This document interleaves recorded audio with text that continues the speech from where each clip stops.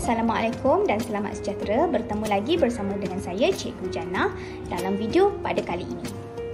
Macam biasa, subjek sejarah tahun 4.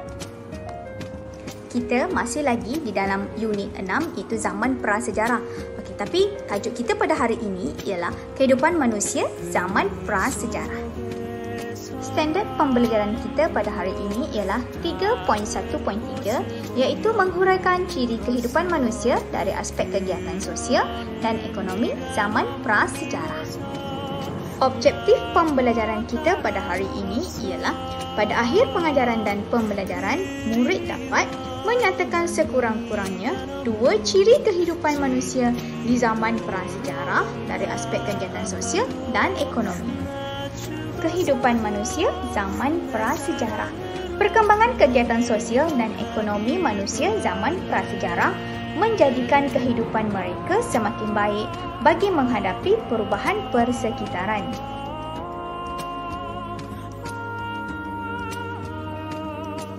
Kita pergi kepada kegiatan sosial zaman Paleolitik. Pada zaman Paleolitik, mereka ni hidup secara nomad. Apa itu nomad? Nomad ialah kumpulan masyarakat yang selalu berpindah randah dari satu tempat ke satu tempat. Masyarakat Paleolitik juga tinggal di dalam gua.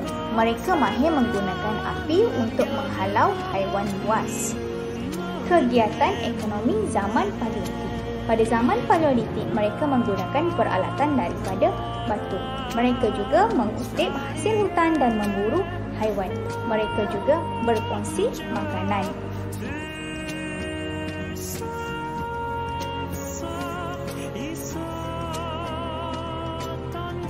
Kegiatan sosial zaman Mesolitik. Hidup secara nomad dalam kumpulan kecil. Mereka tinggal di dalam gua, pesisir pantai atau muara sungai. Seterusnya, kegiatan ekonomi zaman Mesolitik. Pada zaman Mesolitik, mereka menggunakan peralatan daripada batu yang lebih baik buatannya. Mereka mengutip hasil hutan, memburu haiwan dan menangkap ikan. Pada zaman Mesolitik juga masih ada perkongsian makanan sama seperti zaman Paleolitik.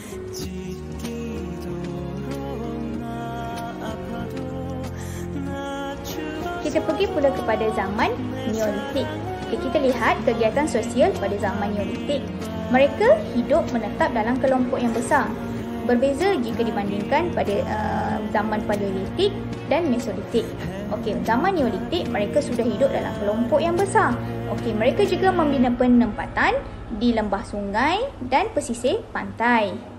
Bagaimana pula dengan kegiatan ekonomi zaman Neolitik?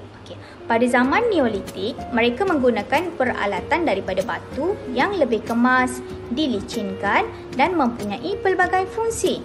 Mereka juga bercucuk tanam, menangkap ikan, menternak haiwan dan menghasilkan tembikar daripada tanah liat.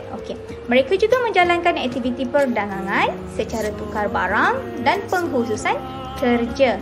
Ibarat macam mereka menggunakan sistem barter lah. Kalau cikgu bagi roti, kamu bagi jam kat cikgu.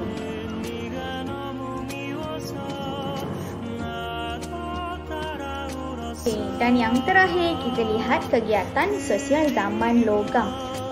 Pada zaman logam, mereka hidup menetap dalam kelompok yang lebih besar. Mereka mempunyai ketua sebagai pemimpin. Pada zaman logam dah ada pemimpin. Mereka mempunyai adat dan upacara yang tersusun. Kegiatan ekonomi zaman logam pula, mereka menggunakan peralatan yang diperbuat daripada logam. Perdagangan dan pelayaran menjadi aktiviti utama. Seterusnya, aktiviti perdagangan secara tukar barang semakin berkembang. Macam yang cikgu cakap tadilah, sistem barter. Dan yang terakhir, mereka menjalinkan hubungan dengan kerajaan luar. Seterusnya, berikutnya berkembang sampai zaman sekarang.